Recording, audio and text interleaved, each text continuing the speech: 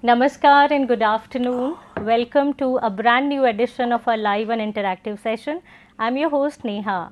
You're watching us live on NCERT official YouTube channel, PME Vidya channel number 11 and NCERT PME Vidya class 11th. So in this session for the students of class 11th, we are going to discuss an essay by John Ruskin. This essay is included in the textbook Woven Words. It is chapter 5, which is titled as What is a Good Book? Well, to answer that question, we have our esteemed expert here with us. Please join me in welcoming Dr. Amit Ranjan. He is an assistant professor at CIET NCERT Delhi. Namaskar sir, welcome to the session. Thank you very much. I also welcome our sign language interpreters Dharna and Tracy.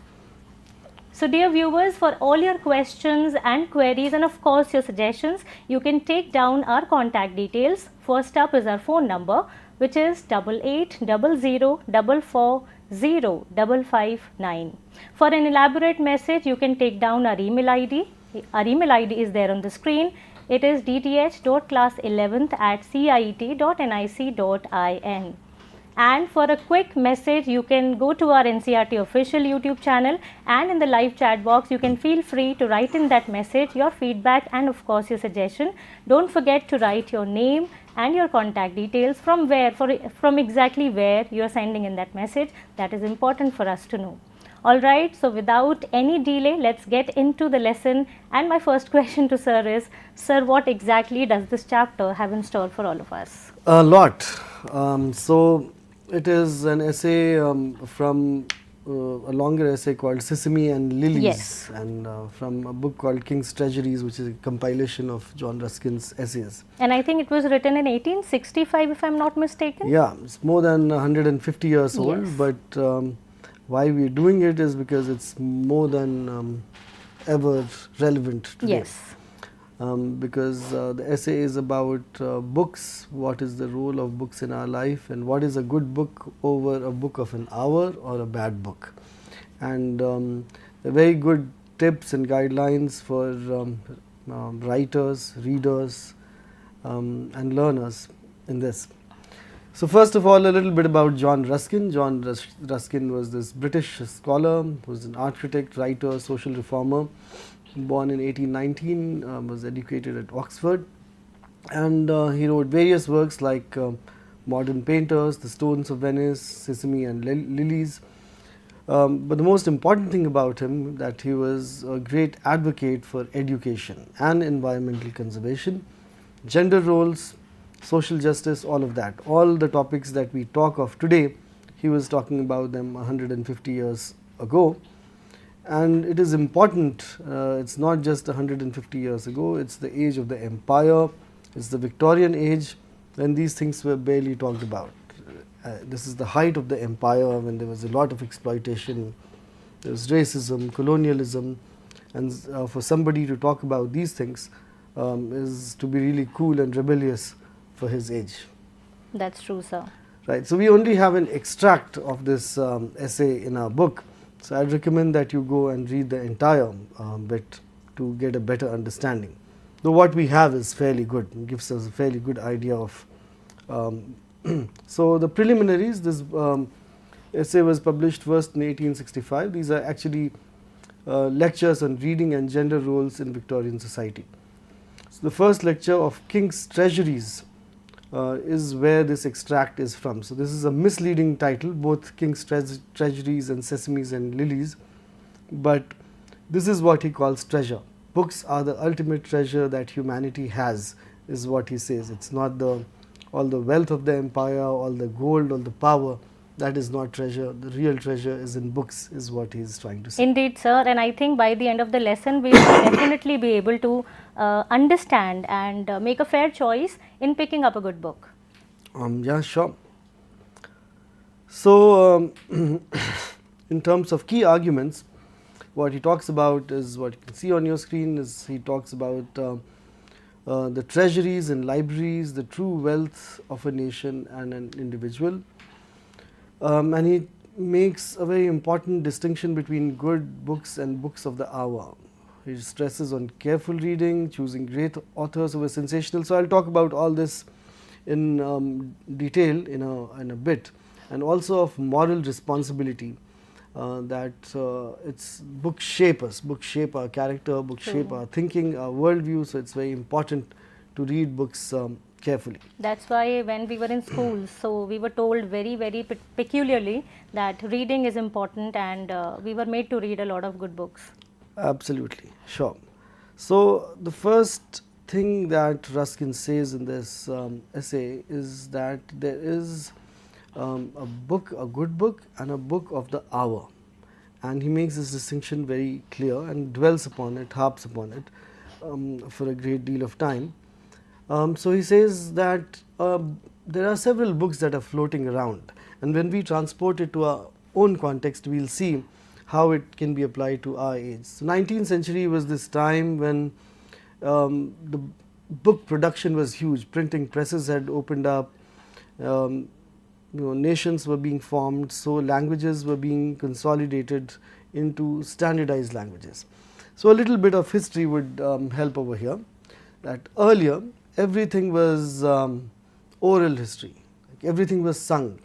We sang on our festivals, all the festivals that we have, Diwali, Holi, Ram Navami, the singing of Pandav Leela, or the singing of Ramayana in houses, or Hanuman Chalisa, and so on. That's what we call our oral tradition. In our own tradition, but not just here, but across the world, everything was sung until 14th century, and that was a way to remember our ancestors, that was a way to remember our stories, our songs, everything was sung.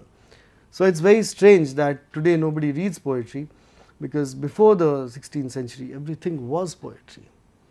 And so it is the advent of the printing presses, the Gutenberg printing press, the technology that came during this time of Renaissance, that we started printing. And so because of the need for huge amount of production, and the number of poems and songs cannot be that huge, so prose slowly started coming in, the language of people slowly started changing to the point where we do not seem to understand poetry any longer.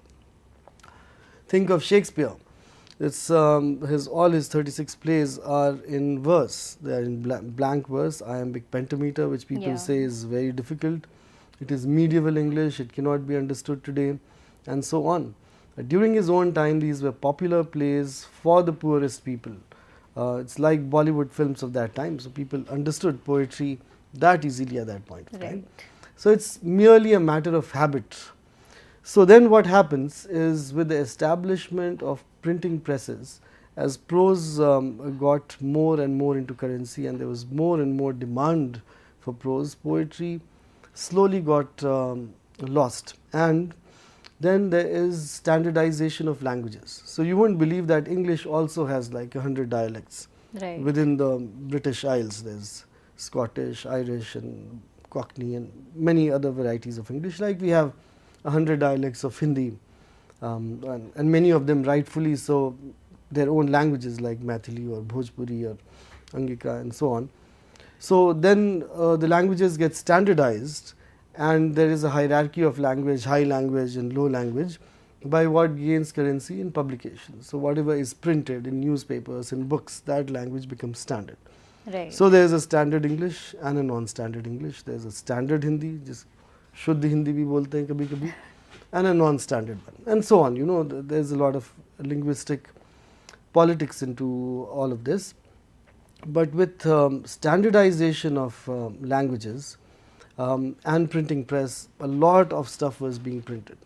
19th century is especially important because this is the time when a huge number of books were printed, and anybody and everybody wrote. Housewives wrote, soldiers wrote, explorers wrote, colonizers wrote, people were spoiled for choice, I believe, in those times.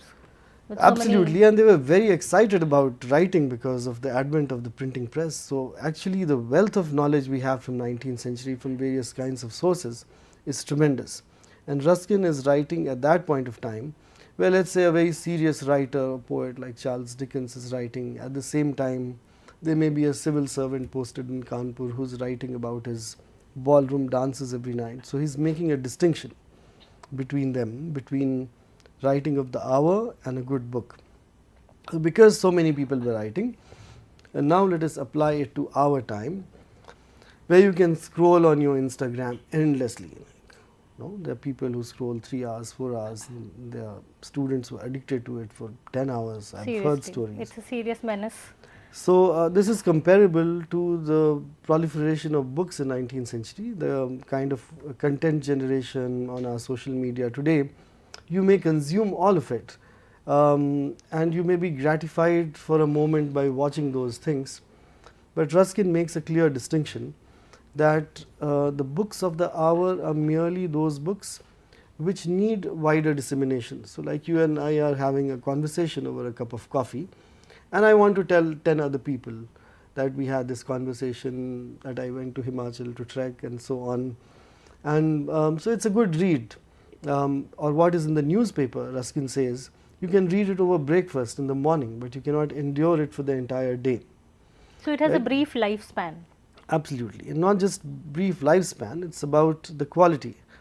So if we have a conversation about a current event or something of our mutual interest, or what Ruskin also calls gossip, that is repetitive. That's the same with changed characters. What The same story in a different bottle. in literary terms it's called metonymic displacement, where the Yes. names change but the Yes. story remains That's roughly true. the same. So Ruskin says that these are the books of the hour which you may read at breakfast, or it may have a shelf life of a few years, but beyond that it does not provide you any wisdom. Yes. And that he says that life is short, so you have to be discerning about what you read. So at that point of time, various cheap novels, cheap romances were being produced, what's called the railway novel, and things like that. And comparable to our time, it is like he says, like we want small stories to be disseminated, which is disseminated over Facebook or Instagram or Snapchat, all these social media platforms. But you think about it, you scroll for 3 hours on Instagram and you go back. If I ask you 3 hours later what all did you see, you won't be able to say anything. That's It's true. it's just a deep void and blank. Correct. It's the same story, recurring every day, and deepening the void inside you. And Ruskin points it out in terms of the popular books of his time very well. And so it is in our time.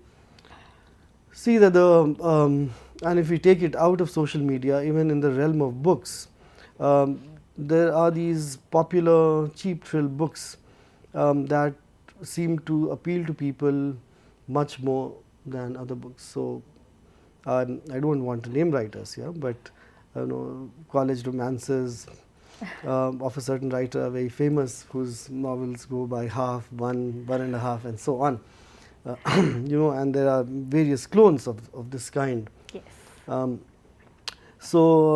And not just this, there's this one category of this sort of campus romance which became call center romance and so on and so forth. It proliferated over the last 20 years, which was after the age of these books. And noted down seriously, students, you should read just before 2000. There's Salman Rushdie. I'm just talking about Indians, or Amitav Ghosh or Vikram Seth, in that serious literature which nobody wants to read today. And then there was a shift with the oncoming of media, new media and social media. So the last, I think, serious and good literature, I would think, is J.K. Rowling's Harry Potter. It's popular, but it's Very it's popular. it's literary as well.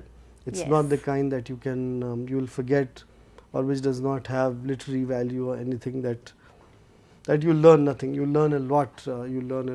She's taken from mythology. She's taken from ancient wisdom, and reformulated into something for children of our times. So this is why Ruskin is very, very relevant. So this is how he talks about books of the hour versus books. Another point that he makes is about readers.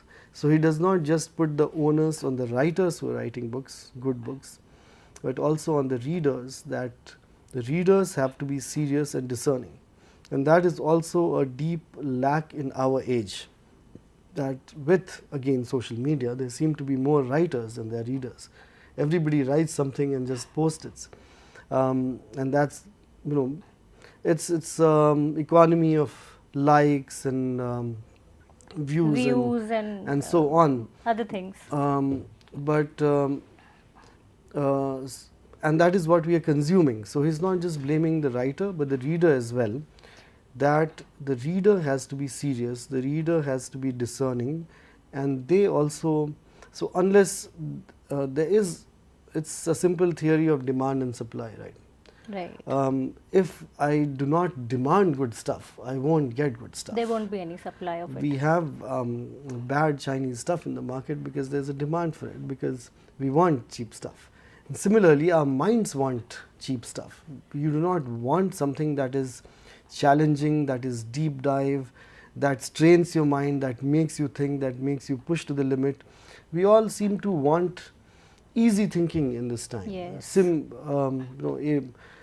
just want to add 1 plus 1 and say this is 2. You do not want to see how it can become 3 or 4 or what the complexities of any situation would be. We want to think simple, and which is not how the world is, which is not how also words are. And sir, since we are talking about the current reading habits of our people, I mean the students and the generation today, I also feel that somewhere the language is also getting from bad to worse. Because of the WhatsApp university that we have come down to some acronyms and all of that stuff. Yeah, language is a living entity. Yes. Language always changes. Yes. It lives through us, and so it changes in every time. There is no doubt about that. So we shouldn't be too worried about it. But it is the responsibility of the writers and the readers to hold it up. Absolutely. If you reject low quality stuff, it will go out. So we need to make a good choice, a very informed choice. So it's also a matter of larger policy, that we should have challenging stuff for the readers, for the students, so that their brains get exercised. Yes, that's very in true. various directions. So unless the reader is willing to be challenged, how can the writer challenge them? That's true. And so which is why what you're saying is exactly right, that there's a proliferation of acronyms and mishmash language and all of that, which is cool, as long as it takes its own new serious form, which it does not seem to be taking. Yes. That's the problem. So I'll give you an example. Like Urdu, when it was born, how it was born was, we had the court language was Persian in northern India, and the people spoke various forms of Hindvi, Avdhi in North India. So like today we have English and Hindi becoming Hinglish, similarly Persian and Hindvi together became Urdu. And it was considered Urdu by its own, the meaning of Urdu is camp, the language of the camp, military camp. Okay. As well as by self-reflection it is low, which means it's acknowledged that it's a lower form of language, it's not a high form of language. Cut it to today, where it's considered language of poetry, it's considered sweetest language and so on. Shairi and all. How did that happen? It happened because 1000 years of investment by poets, writers, courts, listeners, readers, mushaire. There was mushairas, and the people would participate not just as poets but as listeners. Yes, they would. And so it gets refined. The poets work at it, work at pushing the meaning of language, rediscovering meanings of words, constructing meaning, and the readers taking it. And that's how language develops, through literature. It always develops through literature Yes, and poetry. of course it So does. there's 1000 years of investment into Urdu. That's why it's become what it's become, and that is serious literary work, where the pain of the society, the human pain, the aspirations, all of that is what writers put into it, and then it gets refined. The problem of today is that we are thinking on the surface, and surface thinking doesn't lead anywhere, and which is why it's slippery. Language is changing very fast, but it does not seem to convey serious meaning. For example, somebody with a very serious face may be typing, and you will see that they have typed 20 laughing messages and laughing out loud messages, laughing with tears in their eyes messages, rolling on the floor. and all of that. But you see their faces, they're extremely serious and depressed. So it's just the thing. So there is a mismatch in what they are writing or typing and what they are feeling. Yeah, because it's just the surface. There's a certain projection that you're doing Yes. of language, but you do not mean it. And unless, and that is what John Ruskin says in his essay as well, that words have to mean what they say. That's very They have true. to be accurate. In both reading and writing, they have to be accurate, and which is how words lose their meaning over time. So some words like politics or love or many other words become banal and pointless because people just use it, or people, They for don't example, understand the I meaning. swear I'll do this, but you know that they do not mean it. So if they do not mean it and there's a mismatch and both the parties understand that these words do not mean anything, and that's gradually how the crisis in language occurs. Yes. One does not know if saying anything would Means mean anything. anything, because the purpose of language eventually is to communicate and to push to action. Right. And there we also understand that even after a century, like 150 years later, John Ruskin makes so much of sense. Right. So that is his book of the hour. Then he talks about what is a good book. So he says between the book of the hour and a good book, this is the difference, that the book of the hour talks about tales of today, that there was a party here today, I went trekking there yesterday, this was in news today, and so on, which might be useful in terms of knowing your current affairs and your society.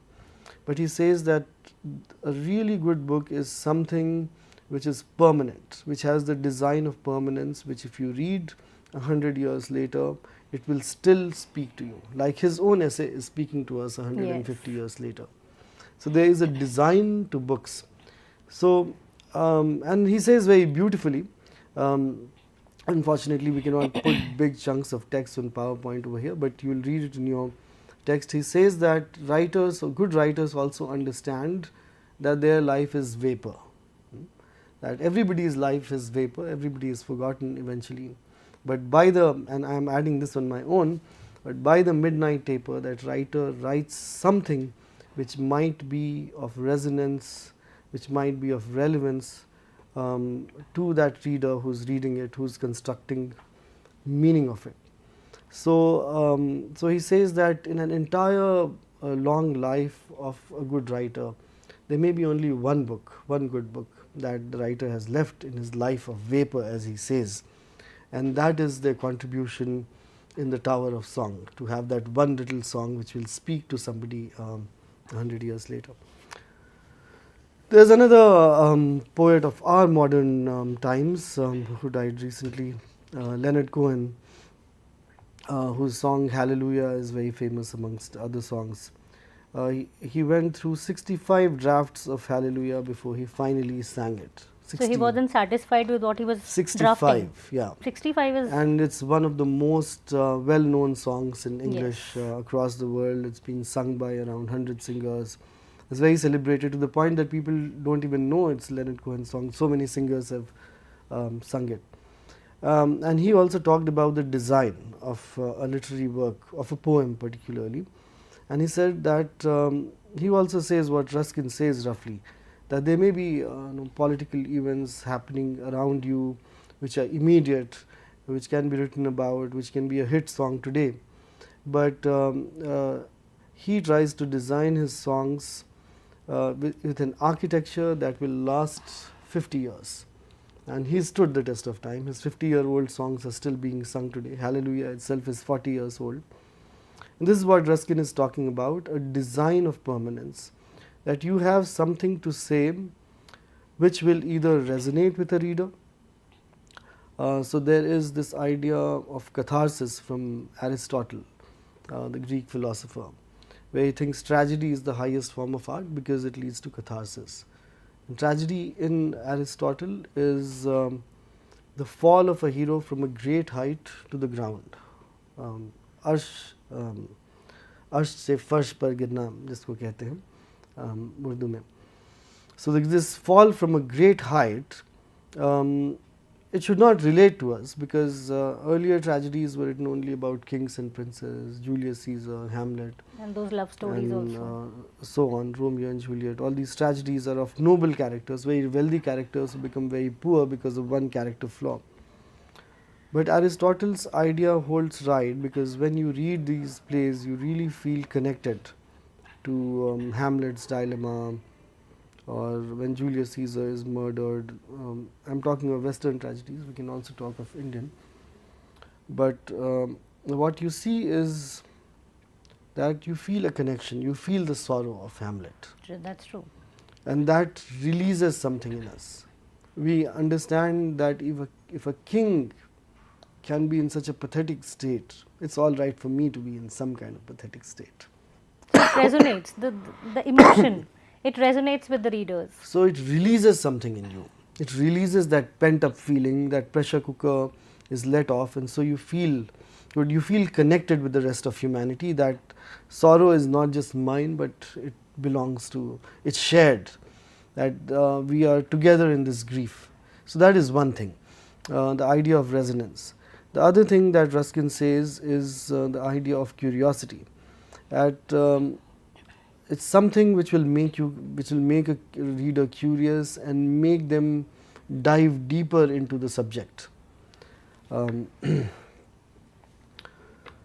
So here in the next slide we can see where he is talking about distinguishing good literature. Literature uplifts the soul, frivolous reading degrades it. So your soul is uplifted by these two things. Either that it resonates with you, or it is an unknown territory which makes you curious. If I start talking about life on Pluto and what is happening over there, it suddenly lights up your eye.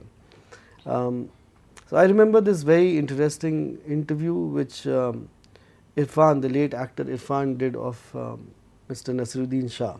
Okay. Where Irfan asked Naseeruddin Shah who his favorite actor was, and the expected answer would have been Dilip Kumar or Marlon Brando or Al Pacino or somebody like that. But Mr. Naseeruddin Shah said Dara Singh, which is a shocker. That's quite unexpected. And what was his explanation? He gave a full 5-minute explanation. He said that, look, what Al Pacino does, what Dilip Kumar does, which is emote, be intense, have powerful eyes in the camera, and so on, all that I can also do.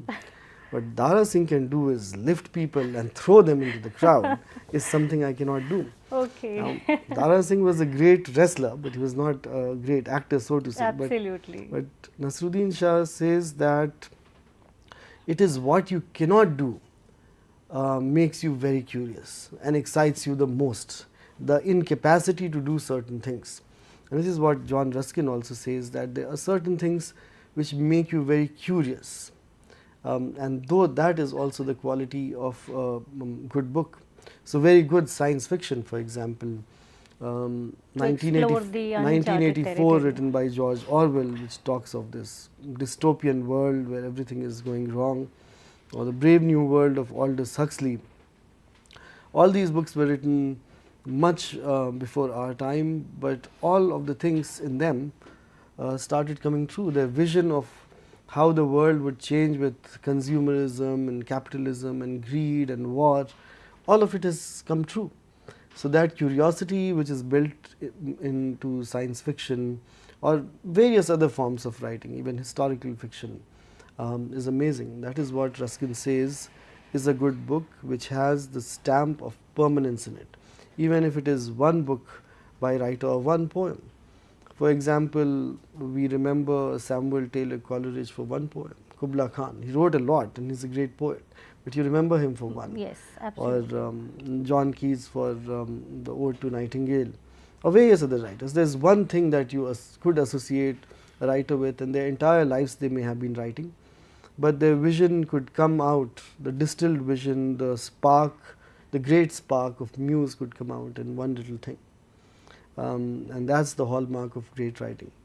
So Ruskin has very succinctly divided the book of the hour and the good book like this. Also, for example, just dwelling on this before we come to the other 3 or 4 aspects which John Ruskin has said. Also, he talks about the meaningfulness of a text, of what meaning it gives. And he says that there are certain books which may not give you any meaning at all after you've gone through 100 pages. So the reader has to be discerning whether the writer is more intelligent than him or not, him or her. So a reader has to figure out for herself that the writer is more intelligent than her and then read a book. So for example, the market is right now flooded with self-help books. There are only a few kind of books you would see in a bookstore right now. How to become a millionaire in 30 days, how to lose belly fat in 7 days, how to crack your exam in 2.5 days, and so on. And there's a great currency of these books, that you would see these books selling much more than a good historical book or a book of philosophy or a great book of fiction. They don't sell, but self-help book sell, which shows the deep crisis in our society and the deep insecurities where we want quick fixes for our problems. One, it points out that there are many problems. Two, that you want to find a solution, you're unable to find a solution, so you're going to a book. If these writers could actually solve these problems, they would have been statesmen of the world and their own lives would have been plentiful and wealthy. But I don't know if the person writing about wealth management is the wealthiest person in the country or not. They're not. That's a question that our readers should be asking themselves Also, while there looking was for a self-help writer from this very city who fought an election, and his slogan was, "You can win." He lost the election very badly. So now what does self-help book do? It originated in the Americas in the 1930s and 40s. Why? Because America got into this great race of industrialization around the Second World War, and post Second World War, when all of Europe collapsed. What happened in Second World War? All of Europe got destroyed. Who was left? America was left as the superpower. So what did they do? They entered this race of manufacturing. All these big giant companies, I don't want to take their names, but everybody got employment only in these factories. So their lives were pathetic and boring. You had to stand in factories in front of assembly line, put a bottle here, pick up a bottle there, be a part of the machine. So man was a part of the machine, is extension of machine. Instead of the machine becoming extension of man, it became the other way around. So Tennessee Williams has a very interesting play, and you must read it, called The Glass House, the Glass Menagerie, which talks about this deep crisis where this man works in a factory, and at night he writes poems, he goes to watch movies, and he wants to find something redeeming in his life, something cultural, something interesting, but it doesn't happen because he's part of that. And the other profession that existed in that society was public speakers, how to become rich. So there were public speakers telling these factory workers how to become rich and how to not have a boring life, and which is the exact crisis of our country and the entire world right now. There seems to be a deep sense of ennui and boredom with so much consumerism around us, that you're consuming stuff on your mobile phones, consuming stuff in the malls. There's nothing meaningful. You're not reading, you're not playing. So self-help books sell. This is how they sold in America 50 years ago, and this is why they're selling here now. So they give you an instant sense of a rush of dopamine, a little pleasure where you think, oh, the writer is saying remove I am from impossible, and it becomes I am possible. It's not impossible. And you get very inspired. You think your problems will get solved. You go back to your workplace and it all becomes the same. It's the same frustration, same lack of compassion towards each other, the office politics or whatever. Because they just had a short-term fix. Yeah, it's not even a fix. You think you've had a fix. Yeah, and that is what John Ruskin says is literature of the hour, or bad literature. And because you're not willing to stretch yourself to challenge your own thoughts, of seeing the gaps between words, You want this quick fix. You do not want to challenge yourself to read better stuff. If you really want to lose belly fat in 20 days, you will have to go out and exercise. There is no point in you will reading a have book for to- that. No, you will have to probably read a proper book about anatomy, a proper book about yoga, a proper book about exercises, And food as well. and food and all of that. You'll have to do good research. It cannot be quick fixed with YouTube videos and these books. Neither can you generate wealth or knowledge. These days there are also apps which say, oh, CEOs read 30 books in a month. How do they do it? We'll give you the summary. The summary gives you nothing. We all know the summaries already. It's the deep dive, it is the detailing of it that is important. When you are able to think creatively and imaginatively by reading good stuff yourself. So it's the input output theory holds for everything, that if you read well, you'll be able to speak well. Absolutely. And that's Artificial what intelligence producing text for you, you will not get intelligent. Only the artificial intelligence will get more intelligent and make you more and more reliant on it. Right. So the last point in the PowerPoint, as you see over here, is that he says that books are living friends and companions of people, and offering guidance across centuries and cultures. And this is very beautifully done in Ruskin's essay, where he says, would you like to sit here and gossip with me over tea, over who did what, and the kind of gossip we do? Or would you like to sit with kings and queens? Would you like to read the biography of Napoleon? Would you like to know about Ashoka the Great? So which do you prefer, gossiping here? he's or giving a choice. Yeah. We have to make that right choice. Would you like to sit here and gossip, or have a tea with Ashoka and ask him about Dharma and Buddhism and so on? So books give you that. Books give you that latitude to travel across time, to travel across ideas. And then he says books are also a safe space, because when you enter the court of a king, but all the political intrigue of his court will leave you untouched. Nobody can bribe you when you're reading a book. If you are present within that court, there may be manipulation, there may be threat, there may be bribery and all of that.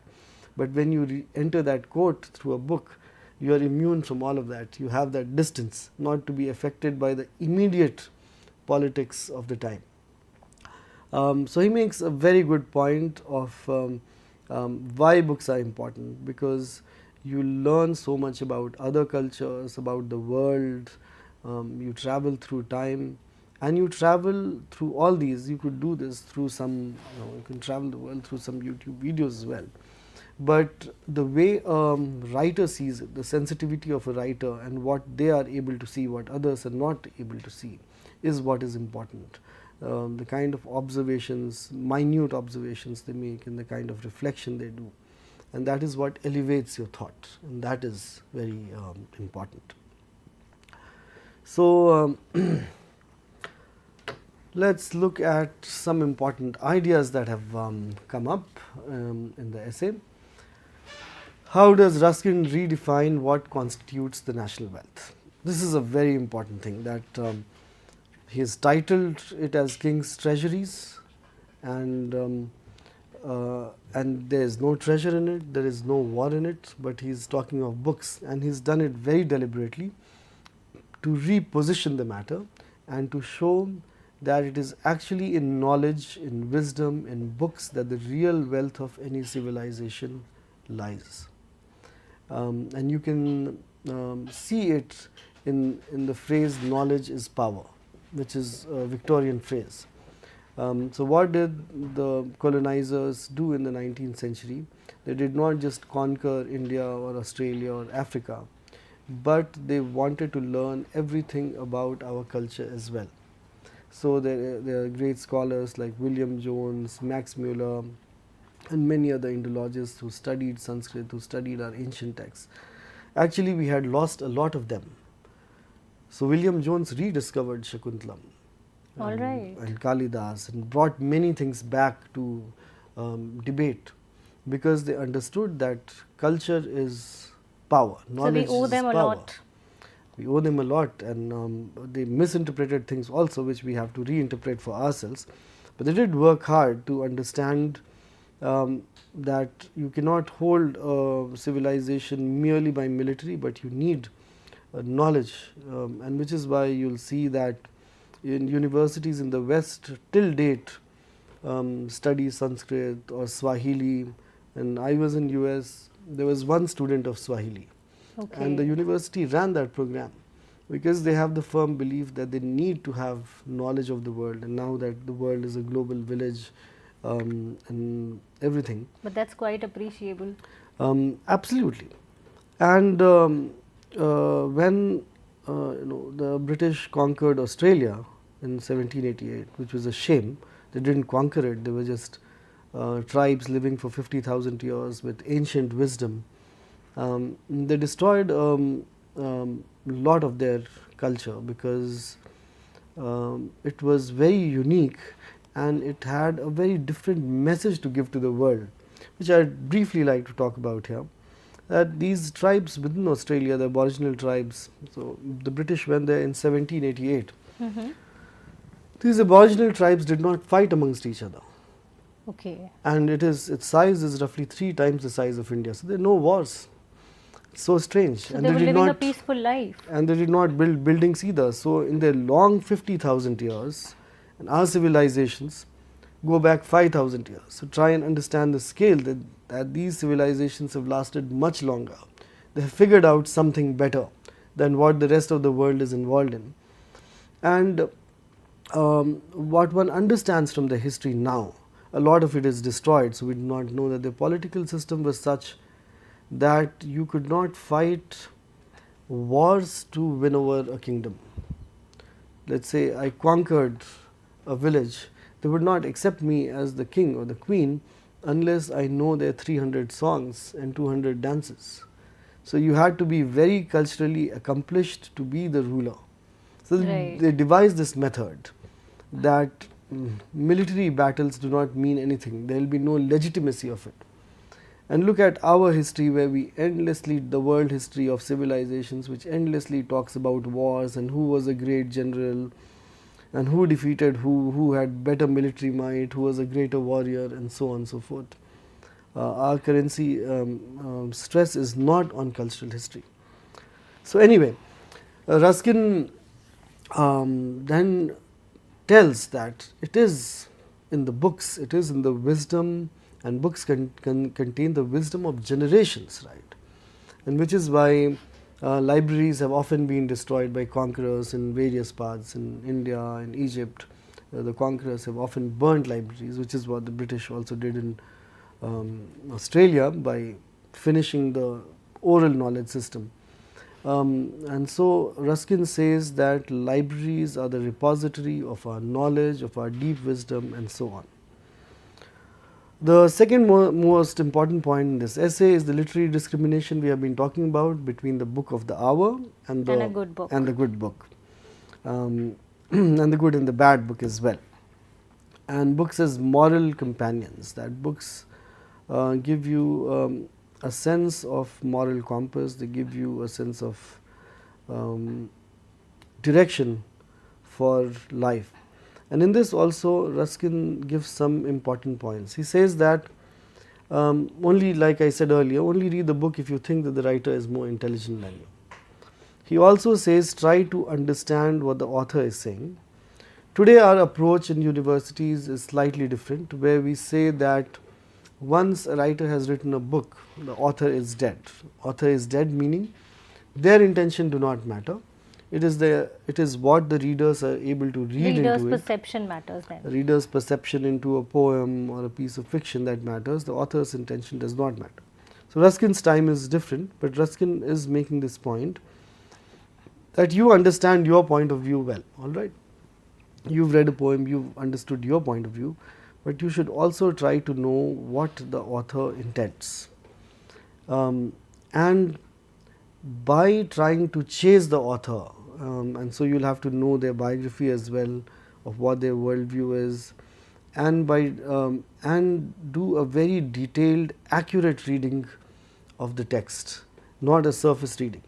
So these days we also talk about speed reading. There are lots of you'll see lots of courses about speed reading and so on. But the point is that you can enhance your speed of reading only so much, because we are physically built in a different way. We have to focus on a word, assimilate it, and then move forward. If you do high speed reading, you will lose out on a lot of deep dive, a lot of nuances. So the books of today, for example, the surface books of self-help and those college romances of today, and of course all the content on social media, you can do it very fast. You already know it. There is no need to. I can read 100 Because pages in somewhere 3. it's meant for the fast world. You also It know is what designed is. for it. You also know what is in it. There is nothing Yes, new in it, so you absolutely. can run You're just through repeating the same thing. 20 pages without anything new in it. What John Ruskin calls canaille is a Spanish word, Canaille, Yeah. of the surface of of popular perception. So he recommends deep dive where you read every word carefully, you understand its meanings carefully, and what the writer is trying to say carefully. And this, he says, is much better. So he makes a difference between educated and uneducated, and he says that he's seen educated people who may have read only 4 books, who are far better than uneducated people who have read 400 books, because the 4 books they have read is, they have chosen their books wisely, which books to read, and read them very carefully, and processed it in their mind, researched it, and if they speak about it, they will be able to distill the essence, the beauty of it, and the message, the meaning of it. Whereas some people may have just skimmed the surface for show off. And he also talks about the world of fashion in academia, in language, where some people pay a lot of emphasis on pronunciation, enunciation, talaffuz, where in India, especially when you study English, you read a lot by reading, and maybe your teacher is also not able to tell you a lot of the pronunciations, because a lot of English words are borrowed from French, from Italian, from various other languages, so the rules of English grammar do not apply to them. For example, the word rendezvous. If I were to back calculate, the spelling should be RAWNDEWOO, rendezvous, but it is RENDEZVOUS because it is a French word. The French pronunciation is different from English pronunciation. So unless it's in usage, unless you practiced in the classroom, practiced with your friends, you do not really know it. And there is a lot of discrimination, let's say elitism in our country and the rest of the world as well, where these things are emphasized on much more, the diction, the pronunciation, your style, rather than the substance in it. And even the accent for that matter. And the accent. Accent, of course, in India it's a big deal, where lots of people don't get jobs because they have an accent, Punjabi accent or a Bengali accent or a South Indian accent or whatever. And so Ruskin makes a very clear distinction of this and says that the world is, and imagine he's saying it 150 years ago, and it's very true today, that there is a lot of premium on how things are spoken on the surface. He says, very good, we should know the good accent, we should know the good diction and enunciation and so on. That's fine, but what about the meaning? Do these people also know the meaning? The ones who talk about the surface and dismiss other people, saying, oh, his accent is like that, or to comment upon somebody's language, whether they are also talking about meaning. So he clearly lays premium on the meaning, and he says, I would choose somebody who is more meaningful rather than who is just stylish. And that's very important for us to note here. And sir, since we have just 5 minutes in hand before the session ends, I have a question. Sure. When Ruskin talks about, and he harps upon the books of the hour, and he also somewhere refers to the bad book, to a bad book. So does he mean that a book of the hour is a bad book, or he means something else? No, he has 3 categories: the good book, book of the hour, and the bad book. And they are clearly distinguished. Yeah. And book of the hour is like what I told you, what is important for today, what is in news today, who won the match today, what happened in politics today, and so on. The immediate, what concerns us, what could be good reading, but what is for breakfast reading, he says, over tea in the Yes, morning, yes. and which is in a way repetitive. Bad book is something which is lower than your intelligence, but pretending to be better than you, which does not give you any wisdom, which is just cheap thrill, which is passive consumption, like our social media today. Like I said, do an exercise, scroll for 3 hours, 3 hours later, think how much of it do you remember, how much of it is relevant, how much of it is meaningful, how much of it is Yes. permanent. And the good book, he clearly says, is permanent. Very true. From the vapor of life of a good writer, there may be one word, but it will be permanent. You will always remember Kubla Khan of Coleridge, for example, or Do Bailon Ki Katha of Premchand, for example. And of course, the plays by William Shakespeare. We talk about them even Yes. today. We love those stories. Yeah. Even within Shakespeare, I would differentiate between his good and book of the hour. There are Yes. some of his books which are Yes. for the hour, which are very popular comedies. What we remember of Shakespeare is really his tragedies, which are permanent, which have been made into movies, adapted into political situations of the day. That's true. Like we have adapted Hamlet into Heather, Othello Macbeth in Omkara. into Othello into Omkara, Macbeth into Makbul, and so on. So- Sir, your final thoughts on the chapter. We have just 2 minutes to go. Sure. So there are these quotes which you can see, which will sum it up from your essay. All books are divisible into 2 classes: books of the hour, books of all time. And he also talks about politics over here. A true king is one who rules by the written word and the wisdom of the ages. So he also clearly says that a politician should be very well educated. The king has to be the wisest person. And actually, there was a time in China, and there's this very beautiful book called The Three Chinese Poets by Vikram Seth, where he tells that the top bureaucrats, the mantris of the Chinese emperor, had to be the greatest poets of their time. And on self-education, Ruskin says you may go to the university and learn to play tennis, but you must learn to must read to educate yourself. So he lays emphasis on both physical education, but at the same time he says that the university or school is great opportunity where all your time is for reading and writing. Spend it in that. Do not waste the time, because there's a certain perception that, oh, what will happen with this? Because this is what will build you as a person, your personality, your character in the time to come. Well said, sir. Reading is so important. We have been talking about the importance of reading a good book, because reading empowers you, reading opens up vistas for you, and so many other benefits that reading has to offer. So, sir, thank you so much for being here with us. It was a pleasure discussing. Thank the you so lesson with much. Thank you so much. So, dear viewers, with this we have come to the end of this session wherein we were discussing what is a good book by John Ruskin for the students of class 11th, and it's time for me to end the session. But before I do that, I have an important piece of information to share with you. Let's take a look. क्या आपको भी गीत, कविता पढ़ने, लिखने और गाने गुनगुनाने में रुचि है? तो आइए शिक्षा मंत्रालय भारत सरकार की एक अनूठी और सराहनीय पहल का हिस्सा बने तथा भारतीय भाषाओं और अंग्रेजी में लोकगीत और कविताएं भेजें। आप दिए गए लिंक पर अपनी रचनाएं अथवा किसी अन्य रचनाकार के गीत और कविताएं भेज सकते हैं। भारतीय भाषा कविता प्रतियोगिता के नियम आदि भी आपको इसी लिंक पर उपलब्ध होंगे। Well, that was about the competition. The dates have been extended. You must participate in this competition called Balpan Ki Kavita. And now I have another piece of information to share with all of you. The new NCERT textbooks for grades 4 and 7 are now available on Amazon, Flipkart and the official NCERT website. और आइए अब एक नज़र डालते हैं कि अगले घंटे आप कौन सा सेशन देख रहे हैं। सो आप देखेंगे क्लास 12th के स्टूडेंट्स के लिए हिंदी का लेसन रहेगा, जिसमें आज कविताएं हम पढ़ने वाले हैं जयशंकर प्रसाद की, और बस अब से कुछ ही देर में आप ये सेशन देखेंगे।